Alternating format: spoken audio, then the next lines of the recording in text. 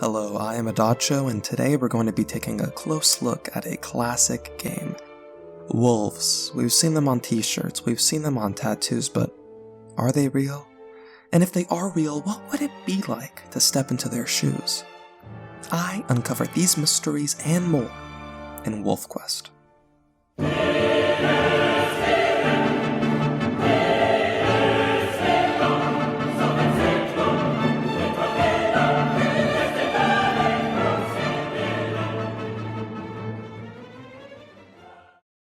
WolfQuest the video game was released in 2007 and was created by the Minnesota Zoo. A real zoo actually made this game. The game itself was funded by the National Science Foundation to the tune of $508,253. This makes WolfQuest the first game ever funded by the National Science Foundation. Rumor has it that Russian World War II General Georgy Zhukov came up with the idea of WolfQuest during a nightmare where a demon child Azrael followed him around his living room making fun of his appearance. This is no surprise to anyone who has played the game, as they can see these themes popping up a lot. It's truly terrifying. Like most Wolf RPGs, you're immediately dropped into the Create Your Wolf customization screen, where you can customize your coat, abilities, and body, as is the industry standard. Now why don't we take a look at the first scene of our adventure, where we are dropped into the charming barren wasteland of a map that makes you feel just as empty as the world itself. Just tremendous. WolfQuest will start you off with a nice delicious elk walking right in front of you, so that you can have a sort of taste of what's to come. This first bite is a very special moment because it is where the player first hears WolfQuest's famous guitar strum. Most of my viewers know what I'm talking about, but for those who don't, why don't I demonstrate? That's right, WolfQuest plays the same delightful strum every time you attack anything. Every single time.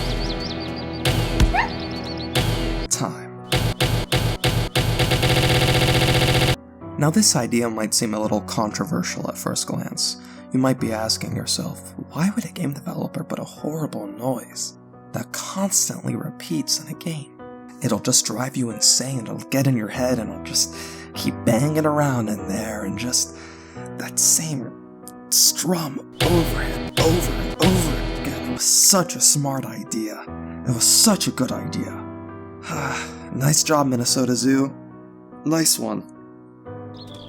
So this is probably the point in the game where the player will decide that it's a good time to go and try to find a mate and start a pack. So they'll probably walk to where the wolves are on the map.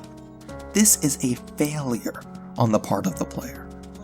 Remember, WolfQuest is an educational game that's focus is on teaching the player about the real life of a wolf. As soon as the player arrives to where the other wolves are, the game helpfully reminds them that no wolf would be caught dead making a pack with them until they at least have 800 experience points. This moment is a new low for the player. They might even feel defeated, but they must stay persistent. WolfQuest offers many great treasures, but it expects you to work for it. It creates a symbiotic relationship between the player and itself. And when the game wants you to work for it, it isn't joking around. To get the 800 experience points you need for a mate, you need to kill 8 elk. And these elk are next to impossible to find. You might be thinking to yourself, why would it be so hard to find an elk on a map with basically nothing in it? Wouldn't I just see them from a mile away? This is still a mystery that gamers from all over the world are trying to uncover. Now some have complained that getting this 800 experience points is complete filler, and that it feels like a crappy MMO. These people are really missing the nuance of the whole situation. They're missing the story that WolfQuest is trying to tell and the themes and ideas it's trying to get across to the player. Now what's really interesting is that your wolf doesn't need to kill any of these elk to survive, and is being completely wasteful with their bodies. Some sources say that like many other predators, wolves occasionally kill more than can be immediately eaten, sometimes resulting in the death of multiple prey animals. This uncommon behavior, known as surplus killing, has been documented in many predator species. And when you are done with your horrendous and wasteful surplus killing, you finally have the ability to charm a companion into wasting the rest of its life with your sociopathic wolf persona. While searching for a mate, a player might find themselves near what seems to be a puddle. This, however, is a portal to hell that shows a chilling reflection from a point of view that is behind the wolf, as if someone is there, watching your every move, trying to find out where you're going, where you're coming from, judging you. When the player finally finds their possible mate, their first response will most likely be, "What is that? Oh my god, is that supposed to be my mate? She's just standing there, motionless. That's actually pretty creepy. She looks like she's seen some fucked up shit. I don't know if I want this to be my mate. I am scared." This might seem off-putting to many who play, but remember, WolfQuest is an educational game, and with this it imparts another valuable lesson. Do not judge a wolf by its cover. Keeping with the game's ultra-realism, when you approach the wolf, a dating sim minigame begins. As you can see, there are some really unique options to choose from, like, "You are not my family." The player's first instinct will be to choose, "You are not my family." But again, the player fails to remember that this is a wolf simulator, not a human simulator. Lines like this aren't going to work on wolves. After failing to court the first female, the player should not give up, because as long as they run in circles for 6 minutes straight, they will find another one. There are many fish in this wasteland. This time the player will turn up the charm to maximum and easily nab this fine wolfy specimen, and thus it is time to raise your pups. Now, the pup raising portion of the game is considered by many to be the best gaming has to offer. It is a difficult and emotional experience that one may point to when arguing that video games are art. Before you raise your pups, WolfQuest has you pee away every fluid in your body until the yellow meter is complete. This is to cleanse the wolf before the gruesome task that follows.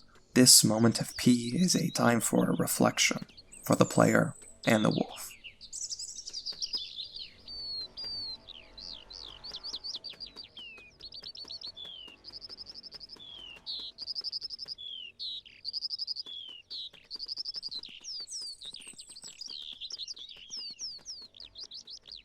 The following may be too intense for young viewers.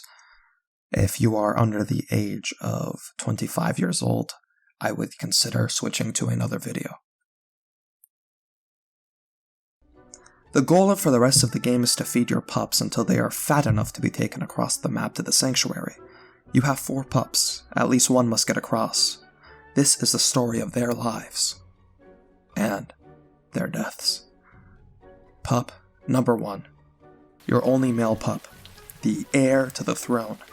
A jolly, healthy pup that loved to play with its parents and siblings. A little bit of a hooligan, but was kind at heart. Until the day another wolf who was passing by decided to kill him for no reason. Pup number 2, the runt of the litter.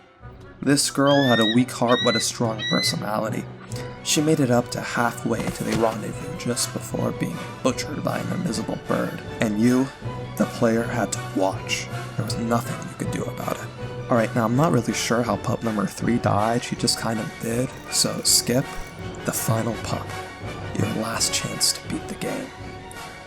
And for your wolf, to beat life. You are almost there.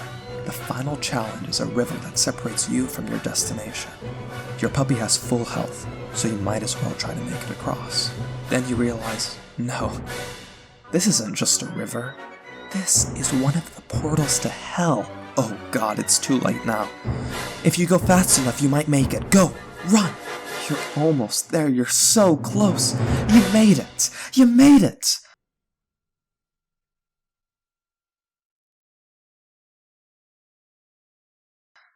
That's right. Just before you can make it across the river, the game warns you that you are entering an area with other wolves, so your pup might just get hurt. It would be best for you to take a step back, for her sake.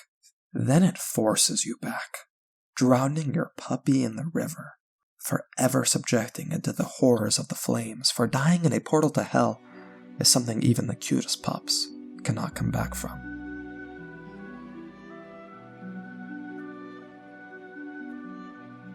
So what is WolfQuest? Is it a story about conquest? Is it a story about finding love in unexpected places? Is it a story about protecting the ones you care about at any cost? Is it a game that teaches you to never give up on what's inside you and to keep reaching? To hold on no matter what happens? To trust that everything will be okay as long as you let it? Is it just an experience? Is it just a journey? Or is it just a game from 2007 that hasn't aged super well, has quite a few glitches, but can still be kind of enjoyable, especially in its online mode? No. No, it's more than all that. WolfQuest is the Minnesota Zoo's magnum opus. It is art. It is everything and nothing at the same time.